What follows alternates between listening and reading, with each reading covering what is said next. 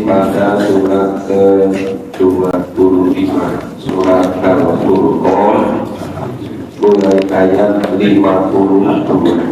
A'udzu billahi minasyaitonir rajim.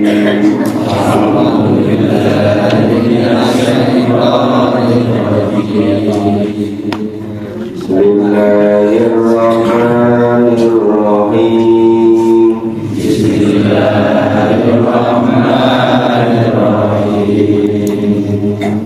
Fala tu'til kafirin.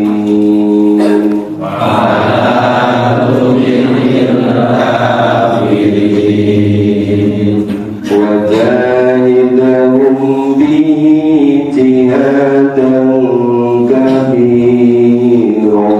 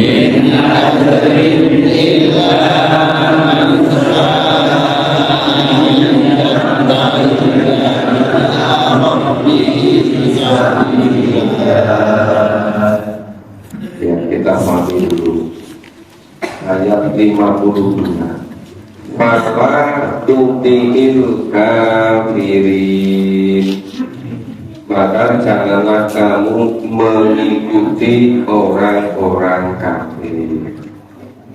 Yang dimaksud larangan ikut orang kafir itu bukan berarti orang kafir pergi kemana dibuntuti, bukan begitu. Yang dilarang orang kafir itu cara hidupnya, cara hidup yang tidak fokus menyiapkan hidup besok di akhirat. Hidupnya itu sekedar glamor duniawi, dari satu kegiatan berikutnya beruntun terus, itu hanya urusan duniawi, hanya urusan harta, hanya urusan tahta. Dia tambah lagi urusan wanita atau pasangan. Jadi tidak niatkan untuk hidup yang sebenarnya, yaitu hidup besok di alam akhirat. Wajahidhum bihi jihadan kabiro.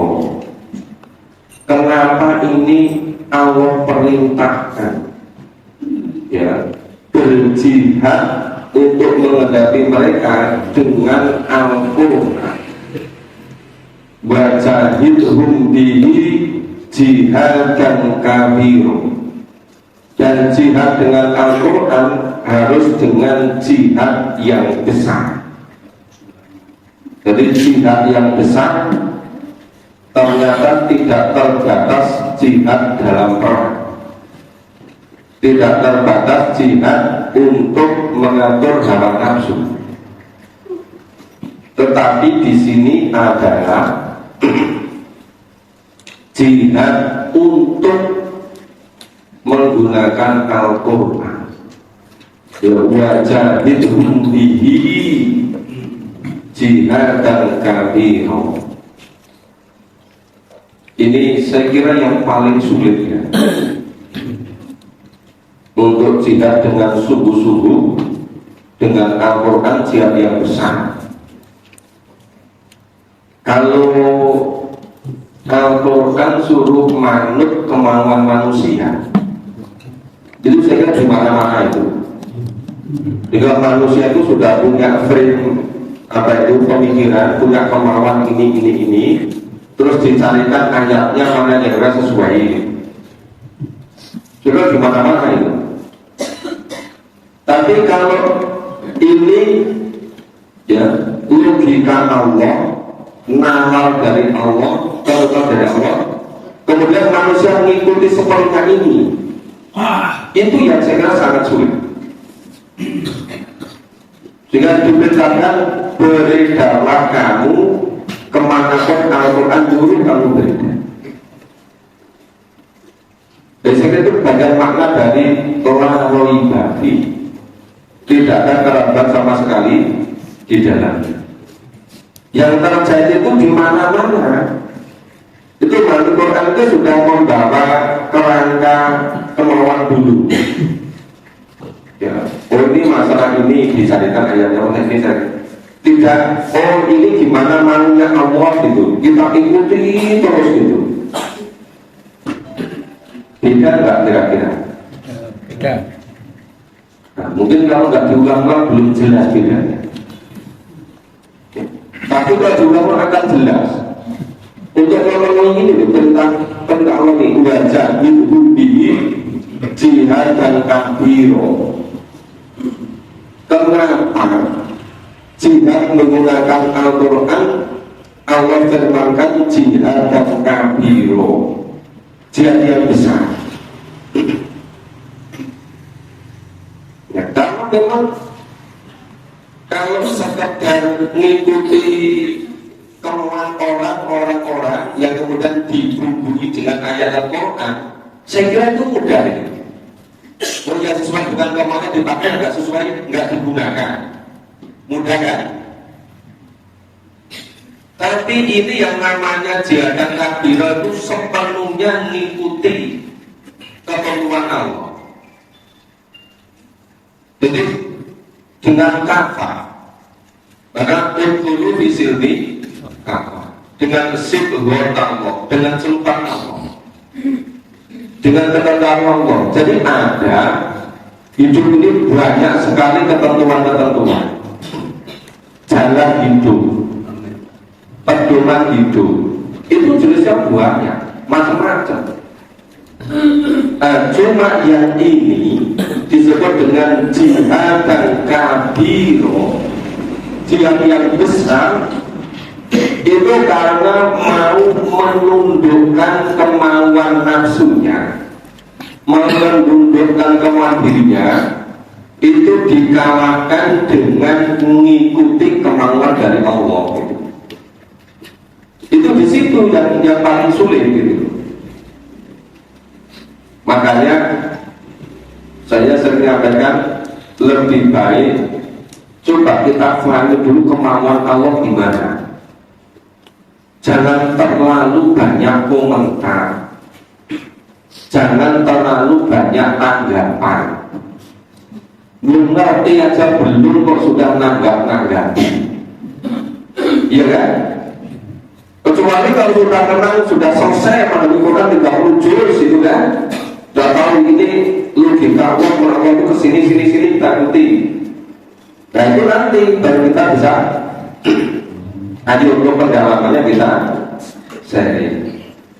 Maka tata amal ini sebetulnya kami itu sekedar membersamai Bapak Ibu. Ayo kami bersamai, ayo kita bersama-sama kita pahami dulu 30 juz ini, supaya betul-betul jihad dan kabiro dengan jihad yang besar. Jadi jihad yang besar itu jihad menundukkan kemauan kita untuk mengatur Allah, untuk mengambil Quran semau kita. Tapi kita lupa dengan kita yang harus manut dengan ketentuan. Jadi dibalik itu. Kalau dulu kita itu ingin ngatur Allah semau kita, ngambil aja semau kita. Tapi sekarang dibalik, diri kita yang kita taklukkan, kita tundukkan untuk mengikuti ketentuan dari Allah. Ya kalau dulu Allah mendidik Nabi dan para sahabat masalah keimanan dulu, ayo kita pahami dulu ayatnya tentang keimanan dulu sampai tuntas itu. Masa itu mengenai hukum, mengenai ketentuan syariah, ayo kita ikuti. Tapi akidahnya itu diselesaikan dulu, dituntaskan dulu. Jangan tiba-tiba pohon akarnya belum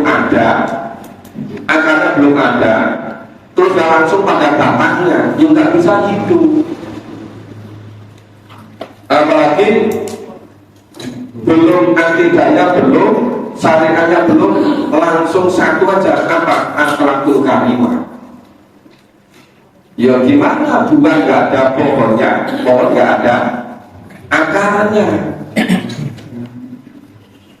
Nah kalau buah yang tidak ada pohonnya, pohon yang tidak ada akarnya, nah, itu bukan buah yang sebenarnya. Makanya sekarang orang maunya jalan pintas itu, langsung aja apa? Yang penting akhlakul karimah. Loh, akhlakul karimah itu kan kalau Nabi itu puncak akhirnya. Lah puncak akhirnya itu kan sebelumnya ada syariat, ada hukum politik dan makhluk. Yang sebelumnya ada akidah. Itu yang menjadi akalnya. Lah kebanyakan sekarang itu tidak mau memahami Quran secara urut, surat-surat makiyah dulu, tapi langsung kepada pohonnya, langsung kepada hukum syariatnya, kepada ibadah makhluknya. Bahkan ada yang maunya langsung akhlaknya, iya kan? Nah, itu melompat-lompat itu sulit. Mau udkhulu fi silmi kafah, mau kafah mau kafir, Itu nggak bisa dengan cara begitu. Nah, sebetulnya kalau kita fokuskan pemahaman 30 juz mulai dari surat-surat Makkiyah dulu, itu sebenarnya nggak lama.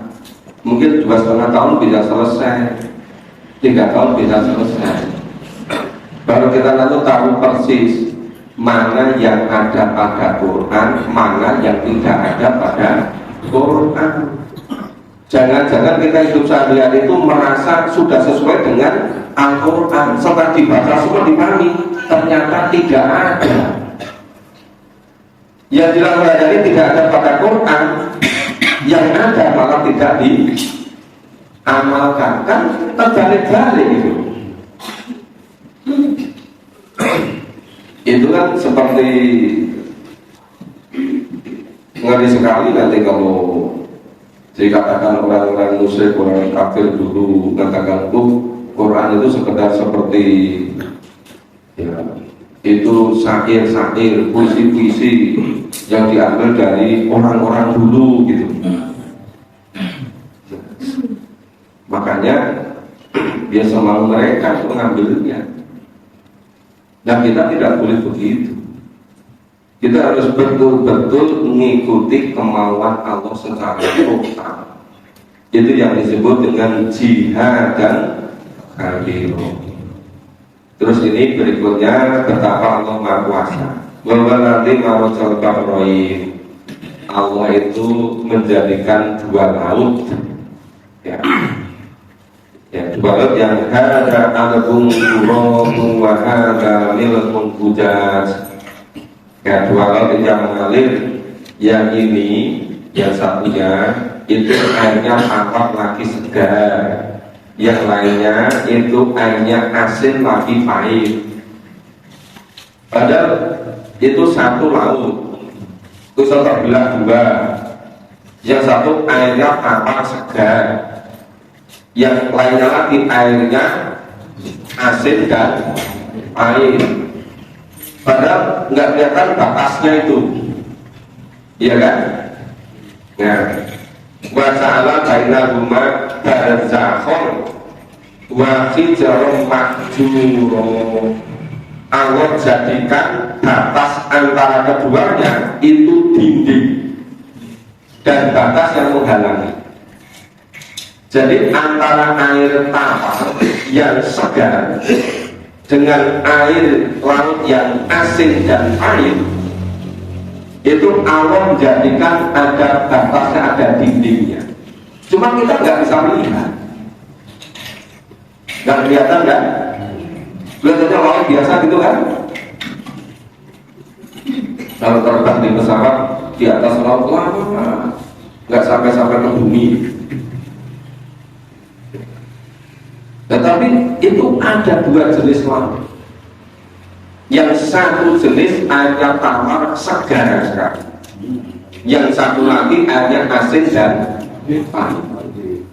Yang menjadikan ada dindingnya.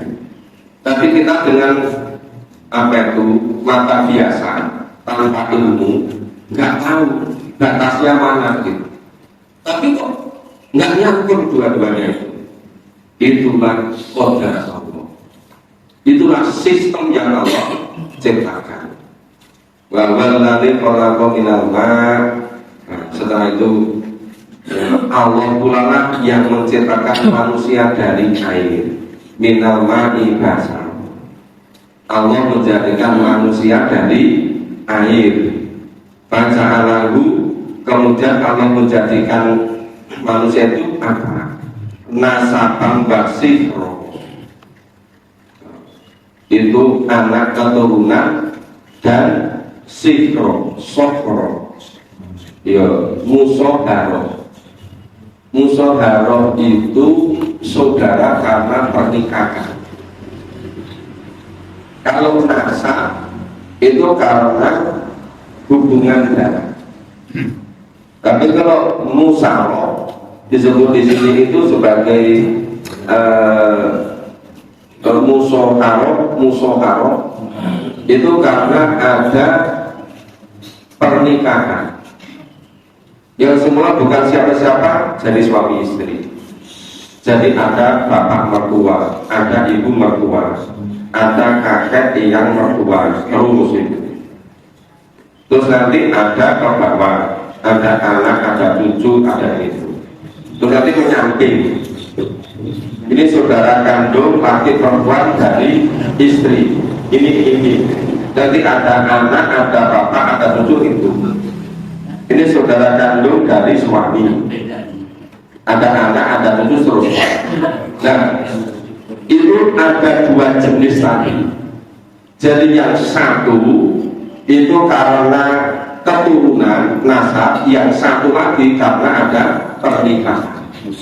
Yang terakhir namanya musoharo. Nah, bahasa Arabnya wasikro. Jadi ada huruf sod, hak dan ro. Musoharo. Bahkan Allah bukan kodiro, dan Allah itu Tuhan yang maha kuasa, menentukan kekuasaan, menentukan takdirnya, menentukan kodanya. Nah, banyak buduna min dunillahi mala yang panggung bala yadurruhu. Mereka menyembah selain Allah apa yang tidak memberi manfaat sama sekali dan tidak bisa memberi manfaat sama sekali. Kenapa? Karena makhluk biasa. Orang ketika tidak kuat akidahnya, kalau akidahnya kuat itu begini. Di seluruh alam semesta ini hanya ada dua entitas. Yang satu namanya Khalik, dan pencipta, itulah Allah. Selain Allah semuanya makhluk. Selain Allah seluruhnya makhluk. Siwa Allah selain Allah. Nah, selain Allah semua makhluk ini yang paling mulia manusia. Karena paling mulia di seluruh ciptaan Allah, maka manusia itu derajatnya paling tinggi. Lebih tinggi dari malaikat, lebih tinggi dari iblis, lebih tinggi dari jin, lebih tinggi dari setan, lebih tinggi dari laut, samudra, bukit, pohon, apa saja. Lebih tinggi derajatnya dari binatang yang besar, dinosaurus. Walaupun sudah nggak ada. Lebih tinggi derajatnya dari kita apa yang besar, ikan paus ya. Ini yang menjadikan akidah kita itu jernih. Kalau tidak bisa begitu, nanti ketemu apa yang besar, dikira itu Tuhan. Bulan matahari mensorot sinarku itu dianggap Tuhan. Begitu malam pun kelihatan itu gemerlapan berbagai macam bintang, kemudian bulan purnama bulan itu dianggap Tuhan. Nanti pagi ada pohon yang besar itu dikeramatkan dari Tuhan. Nanti begitu pergi ke samudra, ke pantai kalau tadi itu mempertuhankan laut. Nah, yang lebih berbahaya lagi itu mempertuhankan keinginan, mempertuhankan hawa nafsu. Nah, padahal itu Allah berfirman, "Ma yang faruhum wala yang duruhum." Tuhan-Tuhan selain Allah itu sama sekali tidak bisa memberi manfaat, tidak bisa memberi manfaat. Maka kafiru ala rabbihi dhuhiro. Dan orang-orang kafir itu penolong setan untuk berbuat durhaka terhadap Tuhannya. Ya memang kalau orang-orang kafir itu ya memang kerjasamanya dengan setan. Tapi kalau orang beriman, setan itu betul-betul jadi musuhnya. Ngadu mubin, musuh yang nyata. Maka tidak boleh kompetisi dengan setan, karena musuh gitu loh. Padahal itu yang goda itu minal jin nanti mana bisa berupa jin, bisa berupa manusia. Lalu sekarang itu banyak orang ketika dapat terperangkap oleh perbuatan yang tidak jujur, misalnya korupsi sekitar 119 triliun. Nah, kemudian ini dijadikan alat untuk tatanan rapat jalan. Nanti kalau dia nggak mau mengikuti kemauan dari kengkekannya, dia jadikan rapat inang. Tapi karena dia tidak ingin sendirian, semua koleganya semua diajak juga ke situ. Jadi tidak mau sesat sendirian. Semuanya diajak ke situ. Padahal besok bertanggung jawab di hadapan Allah itu sendiri-sendiri. Coba, nanti berjuta-juta orang disesatkan seperti itu. Padahal dia sudah pernah terperangkap itu, terperangkap oleh jalan itu yang tidak sesuai dengan tuntunan Allah. Supaya dianggap umum, yang lain diajak semua ikut gitu loh. Kok ya gelem gitu loh. Makanya orang hidup di dunia ini selama tidak mengerti Quran pasti mudah tertipu, ya kan? Setiap pemilih pasti tertipu. Kenapa? Karena ukurannya hanya dunia, ukurannya bukan kebenaran dari Allah. Ada yang tertipu memilih pemimpin baru 100 hari sudah sadar kalau pilihannya keliru. Ada yang sampai 9 tahun belum sadar.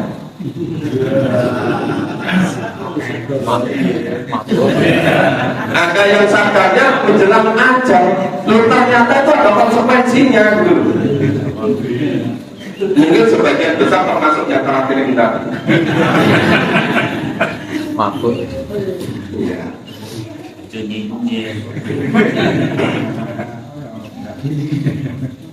Ya agak jelas sedikit gitu.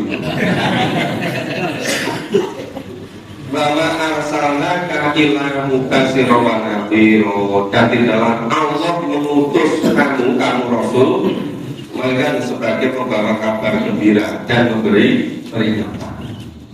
Masalah ada orang yang tertipu sampai menjelang ajal, ya kalau diingatkan nggak mau, ya sudah. Tapi kewajibannya menyampaikan, kewajibannya mengingatkan itu. Qul ma as'alukum alaihi min ajrin illa ma syaa ayattakhidha illa rabbi sabila. Katakanlah, aku tidak meminta upah sedikit pun kepada kamu dalam menyampaikan risalah ini. Rasulullah dalam menyampaikan dakwah tidak minta imbalan apa. Imbalan itu hanya satu, dari Allah. Kalau dari manusia itu imbalannya satu, apa? Mereka mau beriman. Jadi iman kepada 6 rukun iman, bukan balasan materi.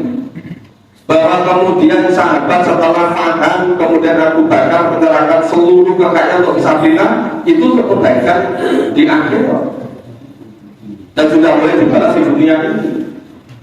Tapi itu bukan untuk nanti, itu untuk yang bersangkutan.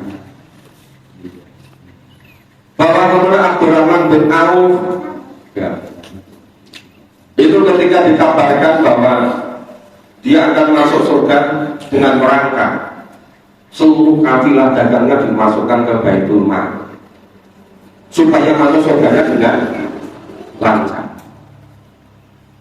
Suatu ketika ada daerah yang terjadi paceklik, ya, kelaparan lama dan jadi gitu.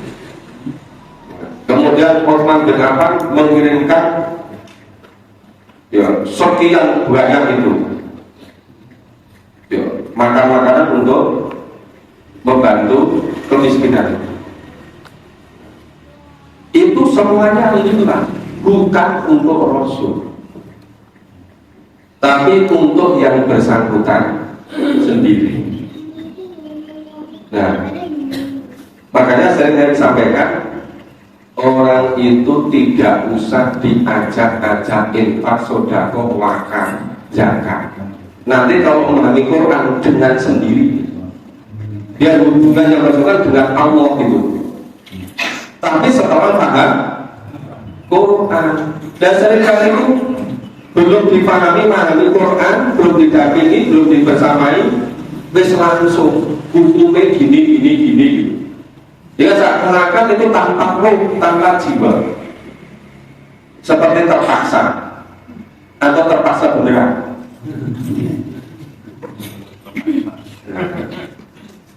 Maka yang bagus dipahami dulu.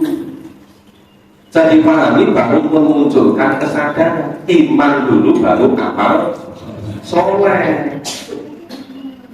Ya. Jadi kemudian ketika Allah jelaskan, barang siapa yang memberi pinjaman yang baik kepada Allah, korban hasanah akan dibalas oleh Allah. Itu bahasa pada Allah itu nggak butuh apapun pada manusia. Tapi Allah bahasanya barang siapa yang mau memberi pinjaman pada Allah. Dan yang namanya pinjaman kan pasti dikembalikan kan. Kalau pinjaman nggak dikembalikan itu kan yang pinjam orang yang tidak jujur. Tapi kalau Allah pasti mengembalikannya berlipat ganda, baik di dunia apalagi besok di akhirat gitu. Oke. Kita baca berikutnya. A'udzu billahi minasyaitonir rajim. A'udzu billahi minasyaitonir rajim. Wa tawakkal 'alal hayyil ladzi la yamut.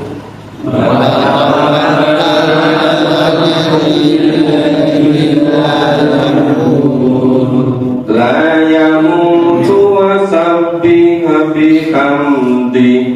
La yamutu wa sabbiha bihamdi.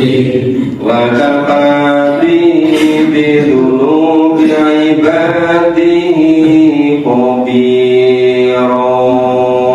Wa kafa bi dhunubi ibadihi khabira. Alladzi khalaqas samawati wal ardh. Alladzi khalaqas samawati wal ardh. Wa ma bainahuma fi sittati ayyam. Wa ma bainahuma fi sittati ayyam. Tsumma istawa 'alal 'arsy. Thumma istawa 'alal 'arsy. Ar-Rahmanu fas'al bihi khabira. Ar-Rahmanu fas'al bihi khabira. Wa idza qila lahum usjudu lirrahman. Wa idza qila lahum usjudu lirrahman. Qalu wa mar-rahmanu anasjud. Qalu wa mar-rahmanu anasjudu. Anasjudu lima ta'muruna wa zadahum nufura. Wa nasjudu lima ta'muruna wa zadahum nufura. Tabarakalladzi ja'ala fis samai burujan. Alladzi ja'ala fis samai burujan. Wa ja'ala fiha sirajan wa qamaran munira. Wa ja'ala fiha sirajan wa qamaran munira. Wa huwa alladzi ja'ala al-laila wan-nahara khilfah. Wa huwa alladzi ja'ala al-laila wan-nahara khilfah. liman arada an yadzakkara aw arada syukura liman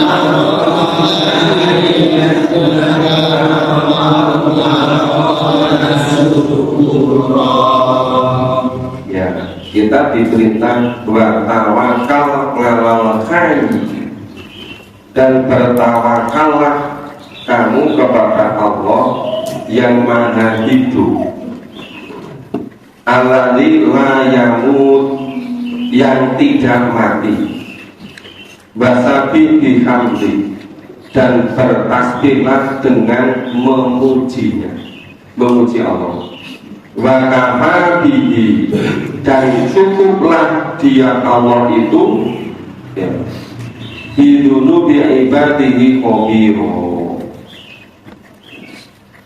Jadi cukuplah Allah itu yang maha mengetahui dosa hamba-hambanya. Dunub itu dosa, ibadi hamba-hambanya. Nah, khabiro mengabaikan. Dan Allah maha mengetahui. Jadi ini pertama kita diperintah untuk bertawakal semata-mata kepada Allah, Allah yang hidup, Allah yang maha hidup, Allah yang tidak pernah mati. Dan kita diperintahkan supaya bertasbih dengan memuji Allah. Dan kita diperintah untuk cukuplah Allah yang maha mengetahui dosa-dosa hamba-hamba. Jadi cukup Allah itu maksudnya bukan yang lain-lain, bukan Tuhan-Tuhan yang lain, bukan ada sekutu-sekutu yang lain, tapi wa kafa bihi, cukup Allah.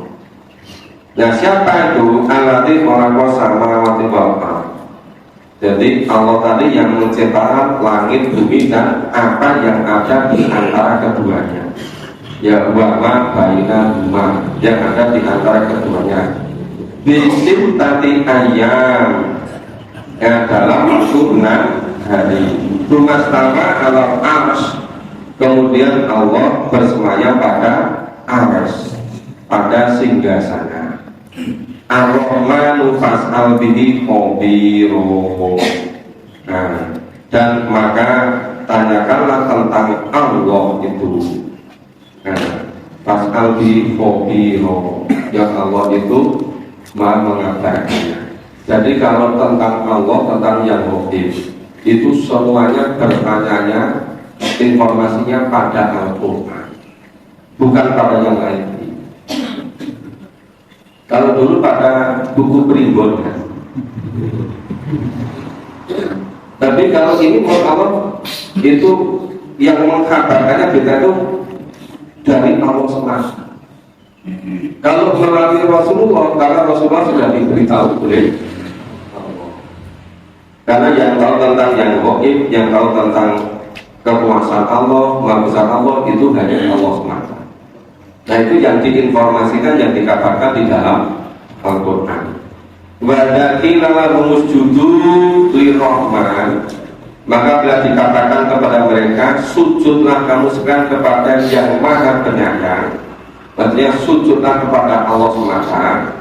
Qalu, ini mereka siapa ini? Mereka orang-orang yang kafir, orang-orang yang musyrik, gitu.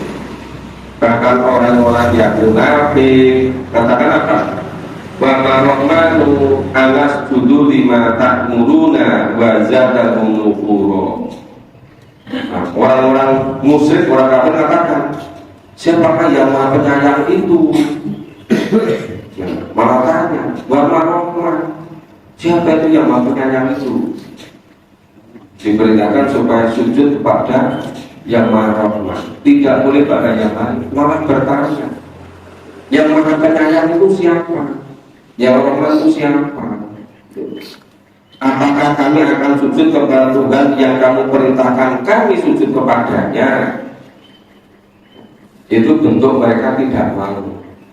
Masa sih kami disuruh sujud kepada Tuhan yang kamu serukan itu, yang kamu perintahkan itu, gitu. Dan perintah sujud itu menambah mereka menjadi jauh dari iman. Jadi di perintah sujud pada Allah malah bertambah jauh dari iman, bertambah kufur, bertambah ingkar. Kalau orang sekarang zaman sudah modern begini, semuanya bisa dirasiokan, dinawar. Masa kembali kepada buku yang sudah 1500 tahun yang lalu? Udah apa nggak ketinggalan zaman itu kan? Itu maksudnya menolak, nggak mau gitu. Karena merasa lebih hebat, maka tidak mau disuruh sujud kepada Allah. Malah masa sih suruh sujud kepada yang kamu seru tadi, yang kamu ajak tadi. Malah tanya, siapa itu yang maha penyayang? Siapa yang maha pemurah itu? Padahal berkali-kali dijelaskan di dalam Al-Quran, yaitu Allah yang maha pencipta, yang maha mengatur, yang maha segala-galanya. Ya. Tabarakalladzi ja'ala fis sama, maksudnya Allah yang menjadikan di langit itu ada burujan, gugusan-gugusan bintang. Maksudnya Allah yang menciptakan di langit itu gugusan-gugusan bintang. Zaman dulu gugusan-gugusan bintang itu bisa digunakan untuk arah, untuk arah perjalanan, untuk arah terkait dengan arah jalannya kemana. Bisa juga sehingga terkait dengan waktu. Itu melalui gugusan-gugusan bintang, namanya buruja. Waja'ala fiha siroja. Dan Allah menjadikan juga padanya matahari, waqamaro, dan bulan, muniro, yang bercahaya. Jadi Allah yang menciptakan langit ada gugusan-gugusan bintang. Allah yang menciptakan matahari, Allah yang menciptakan bulan. Itu jumlah ciptaan Allah kata soleh tak terhingga banyaknya.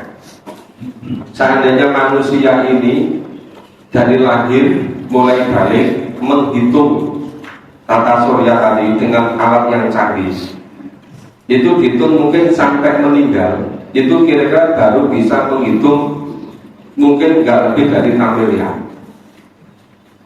Yang belum bisa dihitung jauh lebih banyak lagi,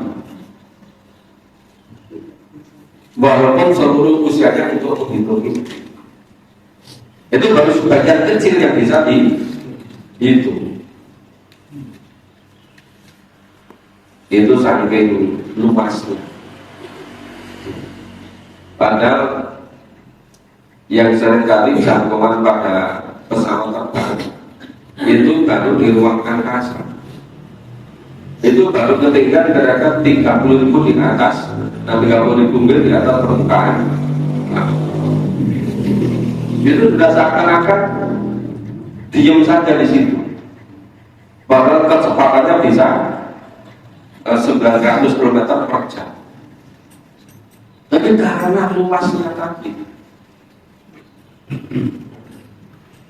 jadi itu ya luar biasa kuasanya Allah menciptakan.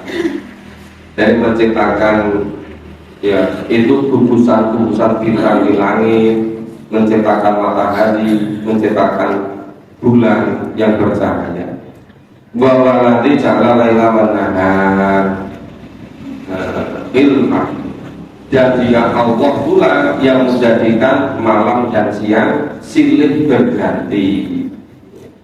Liman aroda, bagi orang-orang yang ingin ayat karo mengambil pelajaran, au aroda syukuro, atau orang-orang yang ingin bersyukur.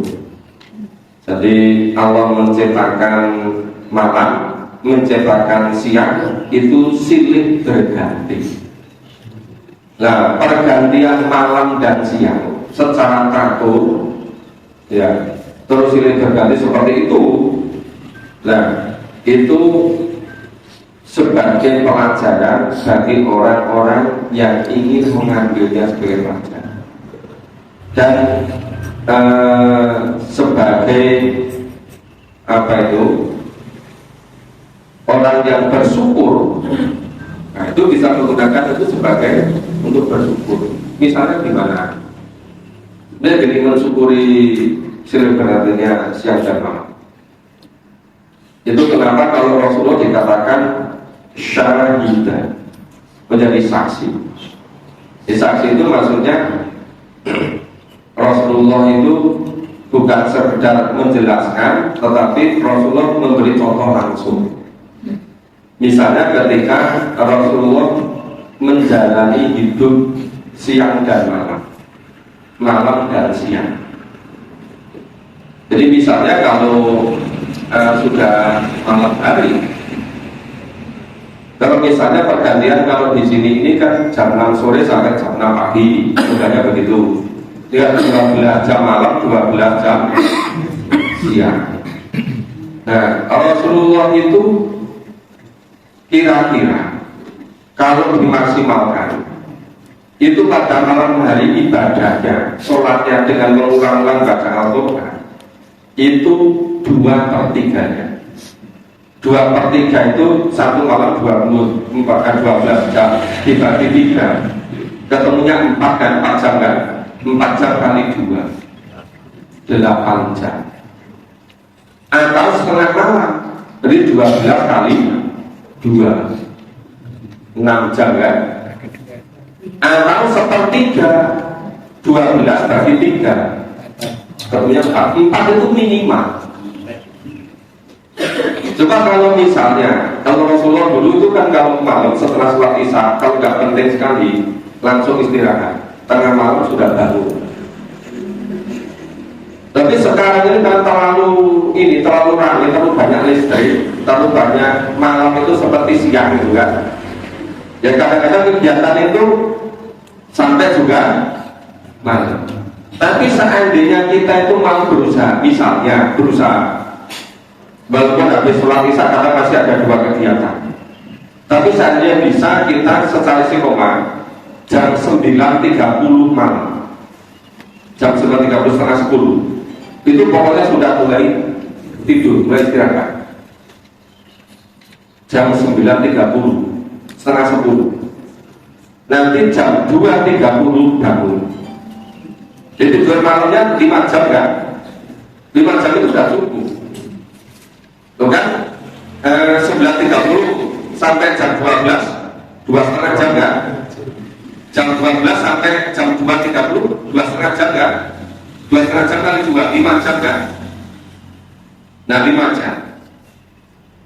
Jadi kalau bisa biasa tidur paling telat jam 9.30 malam.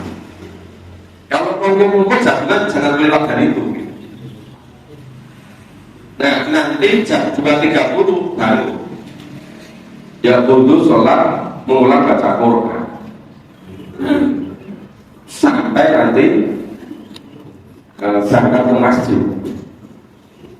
masjid, sholat sunnah, tahiyatul masjid 2 rakaat, sholat fajar 2 rakaat, terus qomat, terus sholat subuh, zikir, doa, malam Quran sampai suruh sholat sunnah. Nah, saya itu nanti dulu baru pulang setelah sholat subuh, baru kegiatan dakwah berikutnya.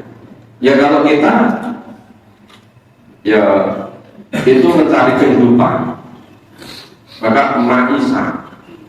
Tapi ma'isahnya itu semuanya niatkan lillah, serba lillah. Ya nanti kalau bisa diselingi, misalnya ya mau sholat duha 2 rakaat atau 4 rakaat. Tapi kalau nggak sempat, tadi sudah sholat subuh ya sudah. Terus nanti duhur, kalau bisa setelah duhur istirahat sebentar. Setelah sebentar nanti aktivitas pagi. Terus nanti sampai asar sampai maghrib. Terus kalau bisa teratur seperti itu, terutama yang sudah usia 50-an ke atas, kira-kira sudah pernah lah gitu kan. Nah, yang di bawah 50 biasanya masih belum begitu belum begitu fokus, belum begitu masih ya banyak urusan masa dunia ini. Tapi kalau tadi bisa ngatur begitu, ini tadi dalam rangka apa? Itu dalam rangka liman aroda ayat aroda sukro, bagi orang yang punya kemauan untuk mengambil pelajaran, bagi orang yang punya kemauan untuk bersyukur. Nah, itu tadi baru sedikit sangat global. Bagaimana kalau kita mengambil contoh dari apa yang diamalkan oleh Rasulullah. Maka dalam rangka liman aroda ayat bagi orang yang mau ngambil pelajaran. Ya, dan masalah Rasul sebagai syahidan dari saksi itu boleh contoh begitu. Ya, sebagai uswah hasanah gitu. Jadi jangan kemudian karena menganggap zamannya itu sudah zaman beda dengan dulu, akhirnya apa? Ngatur waktunya itu nggak gitu, nggak terkendali semaunya. Kadang-kadang sudah lewat jam 11 nggak segera. Dan kecuali kalau dalam perjalanan. Kalau dalam perjalanan ya sudah membaca apa yang mudah dari Al-Quran. Sambil perjalanan sampai larut malam belum sampai tempatnya, sambil jam 1 malam baru nyampe. Juga di situ walaupun sampai kalau bisa segera mengambil air wudhu, sholat sunnah dulu, baru nanti istirahat. Ya, kualitas tidurnya biasanya bagus. Jadi walaupun sebentar tapi bisa nyukupi. Tapi kalau tidur banyak lama tapi kualitasnya nggak bagus, seringkali juga tidak menjadi badan ini fresh. Tetap aja masih merasa capek gitu. Itu berarti kualitas tidurnya yang kurang bagus. Maka ini ritme irama hidup sebetulnya menentukan bagaimana kebahagiaan di dunia ini, apalagi besok di akhirat. Dan memang banyak sekali ayat Quran yang mengulang-ulang, atau seperti itu gitu. Terus menerus begitu.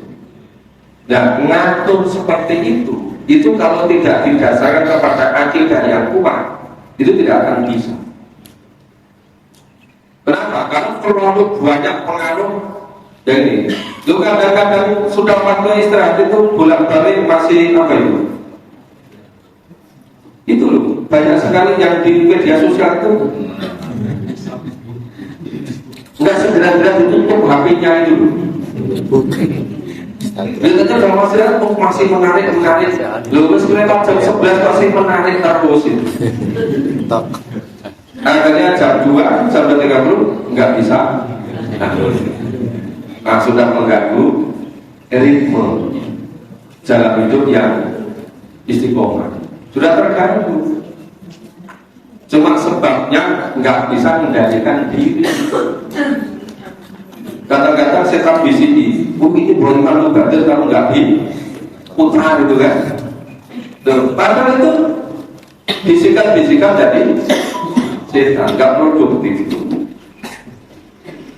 Padahal kadang-kadang orang sibuk sekali, jadi sibuk apa? Ya kan? Sibuk yang paling bagus itu sibuk memahami dan mengamalkan Quran. Jadi yang dijamin pasti bagian sejarah dunia dan akhir, bukan menunjukkan yang lain gitu.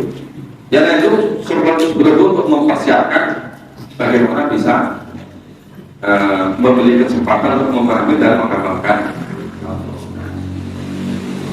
Kemudian Bapak Ibu, ini sampai ayat 62. Insya Allah besok pagi mudah-mudahan bisa selesai surat Al-Furqan. Ya. Ini kami informasikan jadwal nanti malam di Masjid Taqwa. Tempatnya di mana? Raja. Jadi mudah sekali kan jalannya tempatnya. Ya, silakan nanti bisa menyempatkan diri untuk bersama-sama memahami, mengulang-ulang majlis Al-Quran supaya betul-betul Al-Quran bisa menjiwai diri. Oke, semoga bermanfaat. Mohon kepada kita pilih bersama dengan kata-kata salam dan